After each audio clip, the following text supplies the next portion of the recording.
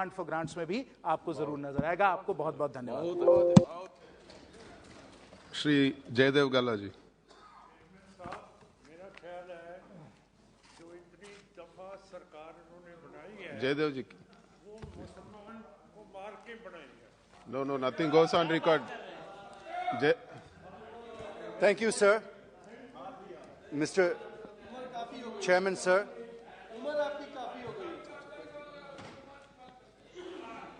Thank you, sir.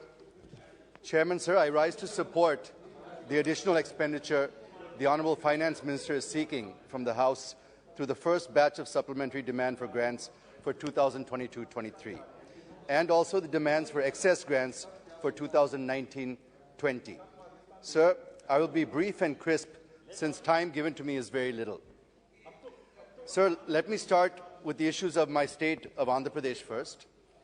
First is the issue that has been going on for the last 3 years, sir.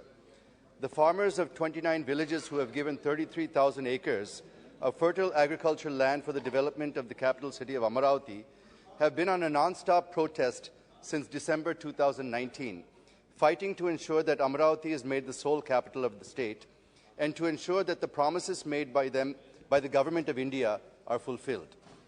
In a few days from now, that is on the 18th of December 2022, we are going to mark 3 years of protest. There has never before been such a long protest by farmers for their rights in the country, sir. I appeal to the Honourable Prime Minister, through the Honourable Finance Minister, to announce that Amaravati will remain the capital of AP. I also request her to provide the funds for the development of Amaravati, as all the development projects are at a standstill. Secondly, sir, I come to Polavaram, the lifeline of Andhra Pradesh, sir. The completion of the project will turn our state into a lush green state, full of crops, and also meet the drinking water requirements of the entire state. Therefore, I urge the Honourable Finance Minister to approve the revised cost estimate amount of 55,548 crores as recommended by the TAC, which includes the cost for land acquisition and R&R for the people displaced due to the project. Finally, through you, sir, I request the Honourable Finance Minister to release the funds for the 18 commitments mentioned in the AP Reorganisation Act. Through you, sir, I would like to remind the government that this is the final budget that is going to be presented before the 10-year deadline that is mentioned in the AP Reorganisation Act comes to a close. And therefore, all of the commitments legally and through the act made by this House should be completed in full by 2020. So the next budget is extremely important for us. And therefore, I request the Honourable Finance Minister to start releasing funds to ensure that all the promises made in the Act to the 5 crore people of Andhra Pradesh are fulfilled in full. Sir, I now come to the supplementary demand for grants and the demand for excess grants. Firstly, rupees 1.09 lakh crores the FM has sought for fertilizer subsidy to farmers. This increase in fertilizer subsidy is primarily due to geopolitical reasons and logistics issues that have arisen due to the Russia-Ukraine crisis. Both are major suppliers of fertilizer to India, and the war between them has disrupted the flow of fertilizers. This demand is also justified since it is meant for farmers. But here I wish to make a point that the Honourable Prime Minister, while inaugurating the Ramagundam Fertilizer Corporation, is on record saying that we need about 2.5 lakh crores for fertilizers. If you add the 1.05 lakh crores provisioned as fertilizer subsidy in the 22-23 budget, with the 1.09 lakh crores proposed now, it comes to about 2.14 lakh crores. So I would be grateful if the Honourable Minister can explain how she is going to fill the gap of around 36,000 crores, sir.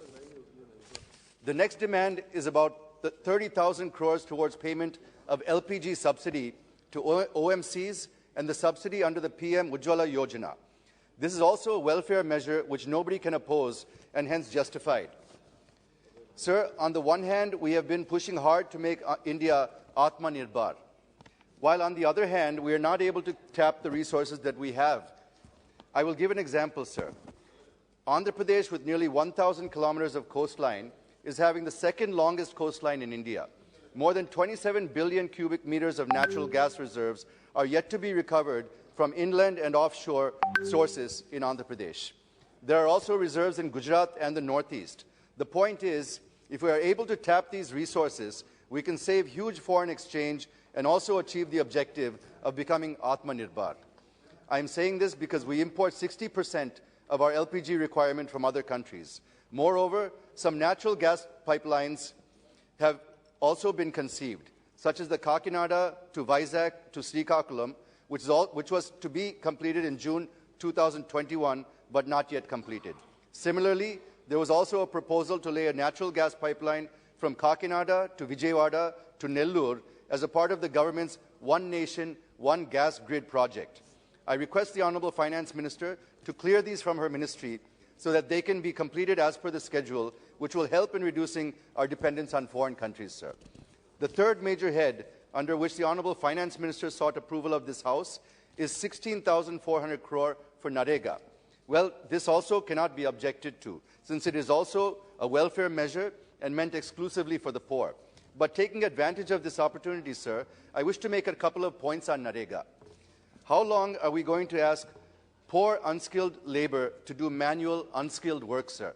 Shri Narendra Modi ji, after becoming the Prime Minister, is on record saying that even after 6 decades of our independence, we are still making people dig in for their livelihood. Why cannot we provide them skills, sir, so that they can do other skilled jobs and earn even more? I agree that the Government of India has started the project Unnati, but many states are not showing any interest in skilling Narega workers. Why is the question, sir? What are the reasons behind this? Secondly, the government targeted to give skill training to 20% of Narega workers who completed 100 days of unskilled work in 2020-21. But only a few thousand have been given skill training in 2021, sir.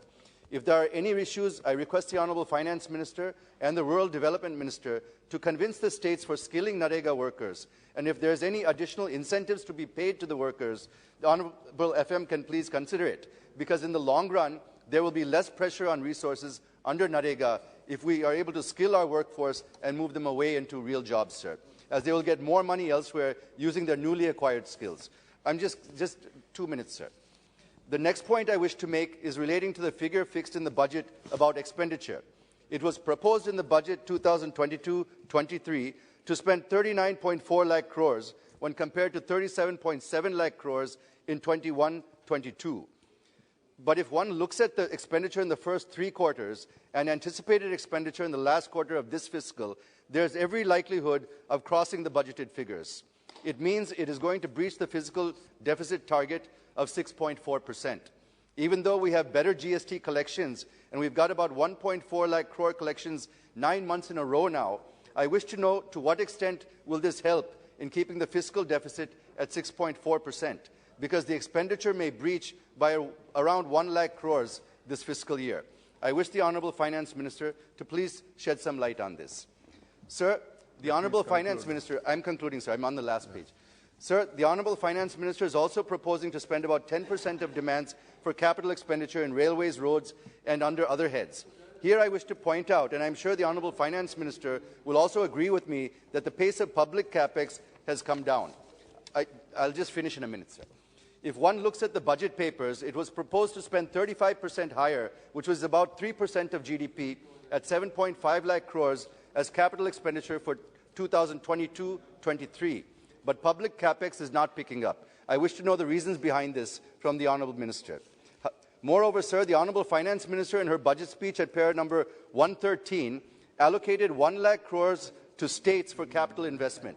The Finance Ministry approved 58,200 crores under Part 1, but released only 26,300 crores. Under Part 2, 898 crores has been released, and another part, Ministry has approved and released 1,200 crores.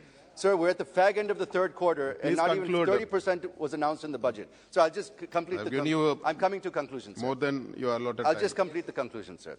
There's no doubt that it is a big challenge for India to sustain high growth rate and lift millions out of poverty. And unemployment is the biggest challenge that we are facing today. Sir, around 12 million people are joining the labour force every year, but we're not able to generate jobs for even half of them. The labour force participation rate dropped from 40% from 46% 6 years ago, and the unemployment rate is hovering at 7 to 8%. The point I wish to make is, it is very rare to find GDP is going up while employment is dwindling. So, and I think that India is one of the few countries where GDP is growing, but employment is falling. This is called jobless growth, sir. I wish the Honorable Finance Minister to please throw some light on this. Thank you for giving me this opportunity, sir. Thank you very much, Chairman, sir, for